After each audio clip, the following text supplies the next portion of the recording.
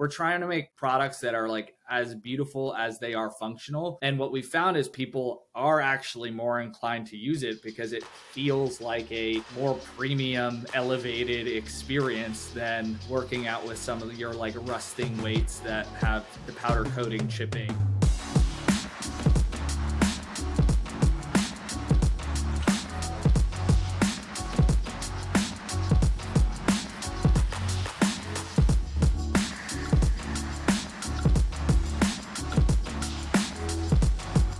Welcome back to the Fitt Insider podcast. I'm your host, Joe Veneri.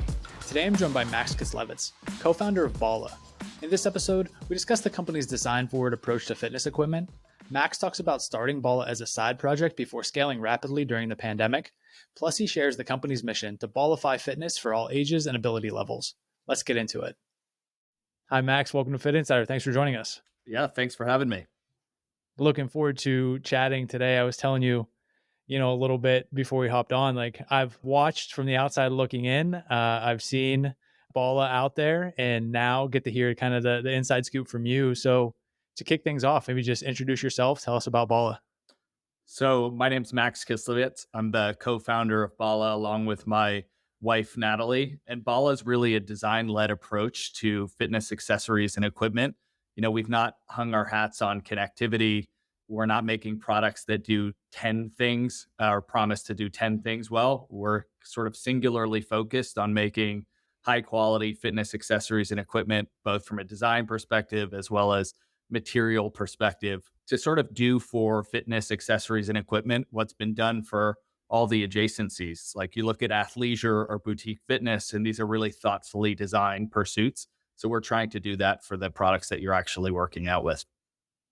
Yeah, it's very cool. I think that piece that, how you kind of frame the company, but also just looking at it, right? Like this design forward or design led, like not a clunky piece of steel, not something that's overly flashy with a whole bunch of bells and whistles, but very, very thoughtful and almost kind of like streamlined, elegant in some ways, which I think is really interesting. I think now people who are familiar, right? It's like, I feel like almost every store I walk into now has like the equipment in there, or, you look at TikTok, it's like kind of pops up on there all the time as an accessory and pretty popular. But how old is the company at this point? Yeah, so we started about 4.5, 5 years ago, and we'd actually started it as an intended side project. So the initial idea was to reprise the old school wrist and ankle weights from the 80s, but give them an upgrade, and not just a design upgrade, but a functional upgrade as well. If you remember, those wrist weights were made of neoprene with iron filing, so they would absorb sweat and smell bad. They'd slide all over your wrist, but there was a true functional benefit. But that was the initial thinking, was let's redesign wrist and ankle weights, which is frankly a terrible approach to starting a business, to bring back a product folks no longer use. And I think with the success of the Bangles, we've realized that there was a bigger opportunity to bring this design sensibility to this otherwise utilitarian space. But yeah, we've been at it now for about 5 years. Yeah. What were you and your wife doing previously career wise? Was this was a side project. Is it a background in design and just an interest in fitness, or maybe neither or both? How'd that come about, the idea? Yeah, so my wife and I met at an ad agency here in Los Angeles called 72 and Sunny. And agencies are necessarily anonymous, so they work on behalf of the Pelotons and Googles and Netflix of the world. And so, my day-to-day job was above the line marketing for these mega brands. And inevitably, you feel like you're a bit of a cog in a massive wheel. But I think what was critical in terms of the transferable skills from advertising is you learn to embrace a really iterative creative process. So the first idea for an ad or a photo shoot is it's often not all that great. It's not all that polished. It doesn't look like it'll change the world in any meaningful way. Not to say advertising ever truly does, but it was that sort of iterative approach that allowed us to slowly but surely make progress on Bala, not having had a design background in product design or entrepreneurship. We'll definitely fast forward and get to the present day, but I want to lay the foundation a little bit. thinking about this as a side project, being iterative and kind of also learning, I'm sure, throughout the process, like this is who can manufacture these things. This is how we fulfill them. This is what it looks like in terms of sales. Was it initially direct to consumer? You're building the website, you're just kind of start to put them out there. I'm sure like friends, family, other folks, word of mouth marketing. How did it get from that? Okay, now we have something available that we're selling to like, oh, people are buying these and like we have a website and it seems to be working. Yeah, totally. Obviously the landscape has changed over the last 6 to 8 months in a pretty dramatic way. But when we started the company, there was a romance around being exclusively direct to consumer. But for us, we weren't actually all that discerning about where folks discovered the brand, and we had some early adopters in studios, like kind of studios we'd literally walked into, but some early success on social that had buyers from both Goop and free people reach out. And these might not be the sort of retail partners you'd anticipate reaching out with from like on a fitness product, but that was maybe one of the early indicators that we were on to something really interested in this sort of blurring of the lines between fashion and fitness and lifestyle. I think what I suppose early days we were selling on Amazon, our .com and via retail partners. So, we inadvertently and sort of accidentally started off as an omni-channel business without knowing better. Yeah, and you start fielding these calls, the interest. Is it like a, oh, this is awesome, followed by like, oh, how are we going to fulfill this? Or was it already at the point where you were in a good spot and could just kind of ramp that up? No, it's funny. Since the very beginning, we've been building the plane as it flies. The very first production run of Bangles was a 3,000 unit minimum, and we had them delivered to our second story apartment in Brooklyn. And only when they were delivered did we realize we have 6,000 pounds of weights to carry upstairs. And we'd actually shipped not only from that Brooklyn apartment, we ended up moving back to California where we'd met. We ended up shipping the first 75,000 units ourselves by hand, right? So there was this from like a logistics and ops perspective, we could only ever take baby steps because that's as far as we could see in front of us. But we did find that there was this sort of virtuous ecosystem between retailers, our social presence, the .com, influencer trainers, celebrities, tastemakers that started to use the product. And so, yes, we were fielding calls from interested retailers, which was obviously incredible. But then we would feel more support from all those like kind of subsequent channels that only encourage more retailers to reach out. So it was sort of chaotic and we were doing everything we could to keep up, but it wasn't terribly methodical. If we could do it all over again, we'd have set up our 3PL on day one. I suppose the unintended consequence of that is that we've learned all the nooks and crannies of what this business requires. Nothing was delegated or outsourced for the first 2.5, 3 years. Yeah, it's always funny when that first shipment arrives. And I remember years ago at this point, my brother and I, we had a business also selling fitness equipment, not our own. We weren't manufacturing it, but we were selling kettlebells to facilities to do functional training. And we would also teach them on how to implement it. And the first couple facilities, we drove to the manufacturer and picked up the kettlebell orders in an old Ford Escape. And it's like riding low toward the ground. We have thousands of pounds of kettlebells in the back. No reason we should be doing that. Unloading them all, two of us by hand when we got there. Kind of that same feeling when the pallet pulls up and you're like, oh boy. Yeah, it's funny. We've had that same experience. I remember we had a Subaru Crosstrek driving down the Cross Bronx Expressway, and I'd had to look up the payload for the car because we were filling it up with Bengals. But there's sort of a fondness and romance to that time as well. Oh, absolutely. It's good times. And it builds that, this is how we got to this point. Totally. Thinking about, so you said it's been about 4 years now, even going through that phase of getting off the ground, starting to get the interest, building even an omni-channel business. Then I don't know what point in the timeline this happens. You can kind of tell me, but it seems like then COVID happens, right? There's kind of lockdowns, gyms are closing, and people are looking any which way for any type of fitness equipment that they can have at home. I think first, is that timeline somewhat accurate? And what was that experience like? Yeah, it is accurate. So Bala started in earnest in mid 2017, but we didn't start shipping product till mid 2018. And so we'd been in business a couple of years before, the pandemic sort of took over everything as we'd known it. We were on Shark Tank in February of 2020. In fact, late February of 2020. And if you recall, it was all of 2 weeks later when the NBA shut down and Tom Hanks got COVID in the same day. And all of a sudden, the US started to take COVID very seriously.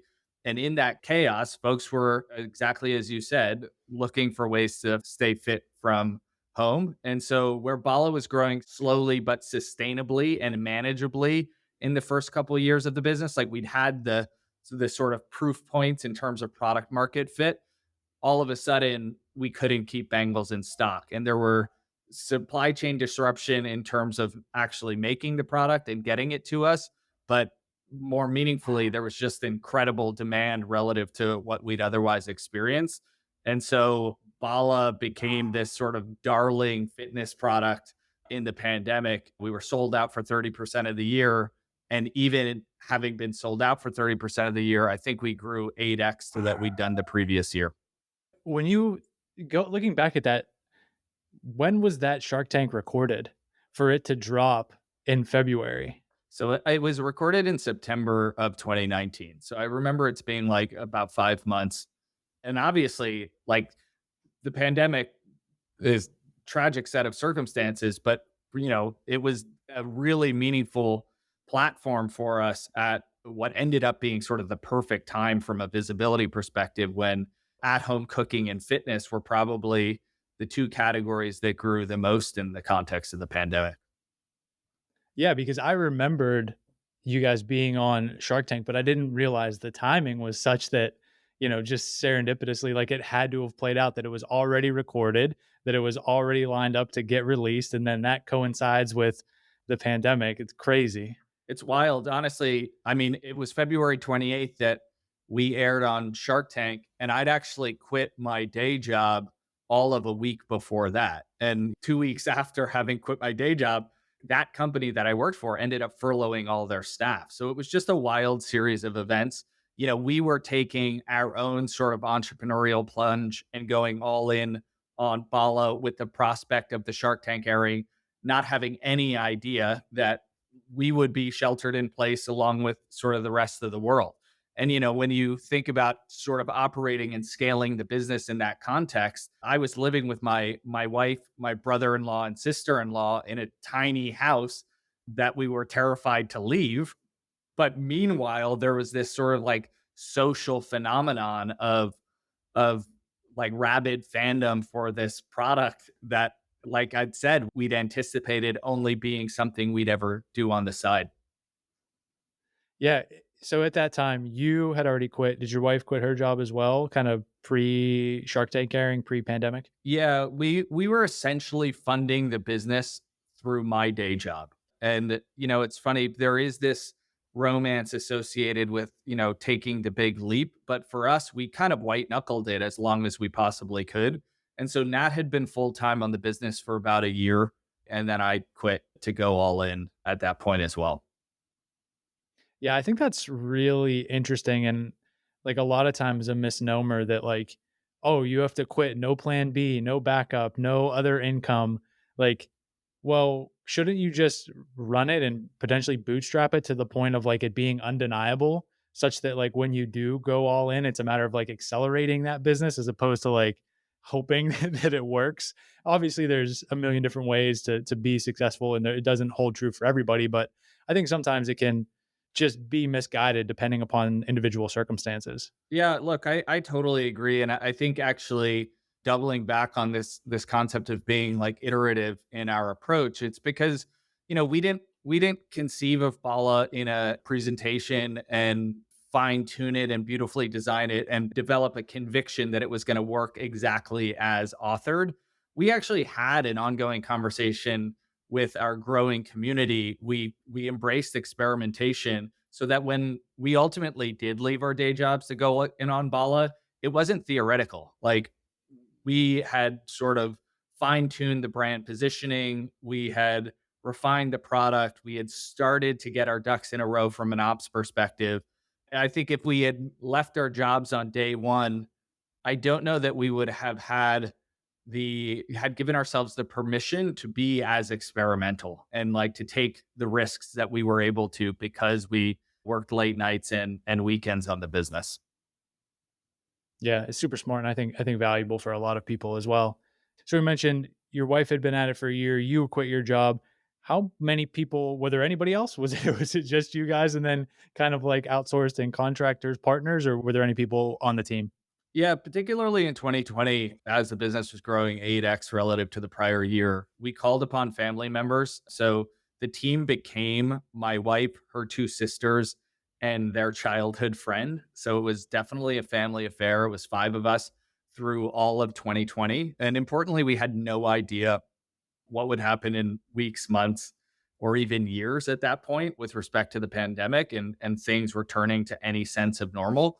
And so it wasn't as if we were spending aggressively or doing all the things that are table stakes for a brand like ours. We were really just trying to keep up. So it was an incredible whirlwind, obviously like an amazing opportunity. And it was a time that really propelled Bala from like a small family business to, where it sits today and gave us an opportunity to lean into product diversification and really broaden the brand universe.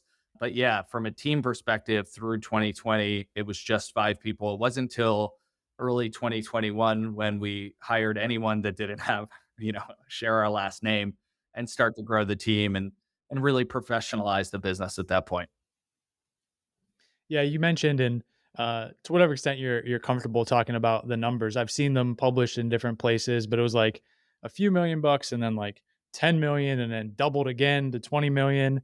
Where do things stand today? And I guess how are you continuing to accelerate that growth given that it is a different environment now? Yeah, absolutely. So in 2019, we had done 2.1 million in sales. 2020 was then just shy of 16 million. 2021 was 21 million. And then we're kind of approaching the busiest sales period of the year. So don't yet know where we'll land this year. I think, what became clear to us like in mid 2021, really due to just like the enthusiasm, not just for the product, but also for the brand, was that the opportunity was bigger than just wrist and ankle weights. And we'd had some products that we'd already thought through, one being effectively a weighted steering wheel that we call the power ring, which is just a more ergonomic alternative to a kettlebell or dumbbell when a mat based workout calls for a weighted prop. There's been all these sort of modalities that have been popularized over the last 20 years, but the equipment hasn't actually been updated to the nuance of what those modalities require. So we were like, insofar as we can help people stay fit from home, and keep them engaged in their workout, now's the time to launch these products that we'd otherwise had on the back burner. So one of them was the power ring, and the other were some 3 pound hand weights that we call Bala bars. People loved them. And it became clear that this didn't have to be a single product company, but could be a multi-product brand. It was at that point that we really started kind of doubling down on product diversification.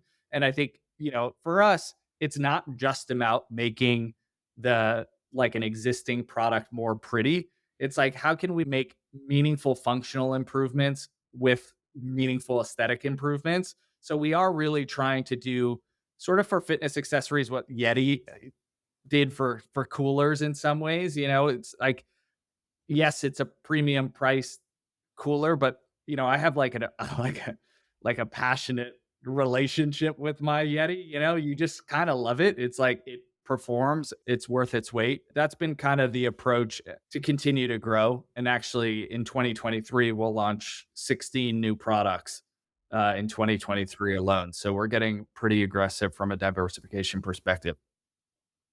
That's huge. I was going to ask. So it sounds like the wrist ankle weights, the ring, the hand weights. How many is the total kind of portfolio now, and then you're adding 16 more? Yeah, so right now we're about 10 different products. So we've done our version of a yoga block, we've done a yoga mat, we've done a foam roller, we've made something called the Bala beam, which is effectively a weighted curl bar, but you don't add weight plates. These are kind of like a single weight variant, but it's got a silicone overmold on it, so it feels really sort of supple and luxurious. It's the kind of thing that could double as decor in your home. And that's really sort of part of the strategy, right? It's not just designing a piece of equipment for its own sake. Like I use this sort of anecdote that, just because my razor is well designed doesn't necessarily make me want to shave more, and you've seen this kind of formula applied to a ton of consumer brands. It's like, look around your house and how do we reskin it and make it more pretty? I think with fitness accessories and equipment, there's this phenomenon that if you have workout gear out in your home, that when company comes over, you kind of like throw it in the garage or the basement or the closet, and then you kind of forget about it as a result. But, for us, when you're more inclined to leave the product out in your space, the theory is that you're actually more inclined to use it as a result. And so we're trying to make products that are like as beautiful as they are functional. And what we found is people are actually more inclined to use it because it feels like a more premium, elevated experience than working out with some of your like rusting weights that have the powder coating chipping. And, that's also a great experience. But, we're offering a different approach for somebody that's less interested in it. Yeah, for sure. Just a different consumer and thinking about how best to reach them and what might appeal to them. Curious, obviously, Shark Tank was a big inflection point. The pandemic, right? As you mentioned, as terrible as that was, in some ways it transformed the business and certainly the demand. And then I guess was or do you feel like the this kind of shift towards a more holistic approach to health, but also like this idea of recovery and Pilates resurgence and like all of these kind of lower impact, fitness as a way of improving mental health. Have you heard from your community that that is a motivator in terms of exercising more and then using products like Bala? Or would you, if not that, what trends would you kind of attribute the growth to?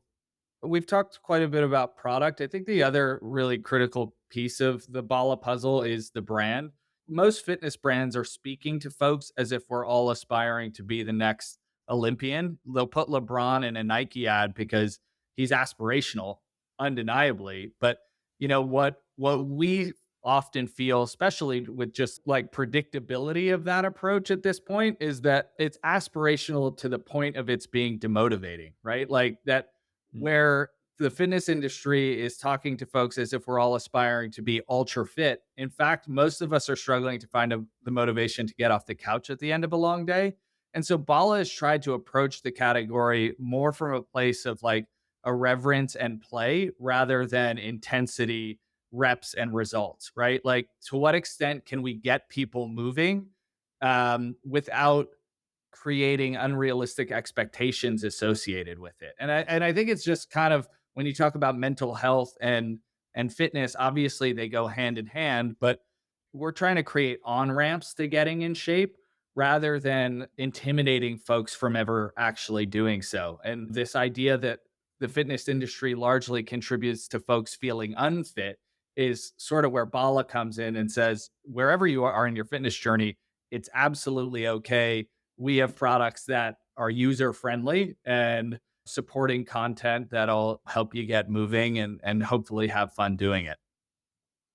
Yeah, I think that's really well put and important, and maybe I could kind of pull a little bit more out of the description because I think a lot of there are definitely, right, some brands that will say we're following that athlete playbook or the aspirational playbook. Look, if you any especially down the like the connected fitness path, but a lot of the fitness brands, it's black and red. Like every brand is black and red. It's like intimidating. There's a super jacked person in the ad, and then you have other companies that come along and say like, we're the more approachable, we're the more fun, we're the more accessible version. And I think to their credit, in some ways, they are aspiring to do that, but they are not that, right? Or they have not achieved that goal yet. Very few people do. They can come and say, like, oh, we're trying to make this playful and irreverent and design forward and accessible and all those things. Is it just a matter of like your background in advertising, understand how to build brands and market? Like, how are you able to actually do that in a way that is clearly resonating with people? Yeah, I think it goes back to sort of the early genesis of Bala, that we didn't just theorize this. We had a conversation with the community and really tested the boundaries. And I think, it's like I lift weights, I rock climb, I play basketball really poorly, but I'm not especially fit. Fitness is a very critical part of their life, but it doesn't exclusively define it. And I think that these are pretty powerful insights that we'd learned early and just having that conversation with the broader community and being honest with ourselves about the role of fitness in our lives. I think that because we weren't precious with it, we were able to kind of do what we just described really authentically relative to other brands that have maybe just have kind of like missed the mark a bit. Yeah, I think that's fair. I think it's important too also to come from the perspective of like not being like within the fitness industry and kind of thinking like, oh, we're going to build this solution for this person. Just kind of say, what do people want? What resonates with them? What are they finding value in? Let's continue to like go down that path and be open to changing and adapting. The fitness community as it stands, obviously I'm overgeneralizing, but it's like it does inspire a lot of people, and that's awesome. I count myself among them, but it doesn't necessarily inspire all people. And so I think the observation was just that why are a lot of these brands more alike than they are different? And what would it look like to have a vastly different point of view and a vastly different tonality and a vastly different appearance to the product? Like from a color perspective, from a material perspective, even in terms of the form factors themselves. So it's not that Bala is at odds with the broader fitness category. Really, like not at all. I'm a consumer, but I just do think that it felt like they're speaking to the broader like kind of population in a really specific way. And Bala just wanted to offer a really different point of view, but in an authentic way. Yeah, I think that makes sense. And I think so far so good, right? Keep it going and continue to pursue that vision. Maybe a few more questions before we get you out of here. Just thinking about, you mentioned continuing to build, leveraging the brand, seeing that you can expand into kind of like multiple different products and launching a bunch more. I guess, has it been difficult to not get distracted and say, I know to this point you've done some digital content, launched a platform, doing it looks like some workout content and potentially a whole bunch of different paths to pursue. How have you navigated like, yeah, we are going to do this, we aren't going to do that. The content piece looks good, or do we have to have instructors and create all this content and be another digital fitness brand slash platform? I guess what do you kind of plan to pursue, and how do you go about making those decisions? Yeah, totally. It's a great question because it is, just difficult when you think through how you're going to scale and what the future of Bala looks like 3, 4, 5 years from now. To what degree do you try to do everything versus just like achieving real like depth in our space? I think for us, we're a product business. We are making products that in some instances require more explanation. And that's why we had developed content, not to be a revenue generative subscription service and be competitive with all the other content players in the space, but to do for products what Suzanne Summers did for the Thigh Master in the 80s. She told you how to use it. And if it had come in the mail without that context, you might have lapsed out of using it really quickly. And so, for us, we want folks to use products and we've given them supportive educational content to do so. I think we have a pretty long and extensive roadmap to establish the breadth in product that we really need to before we look at any other adjacencies. And what's nice is that we can be complementary to rather than competitive with other brands because we're not encroaching on their space. We're not an athleisure brand, we're not a connected fitness brand.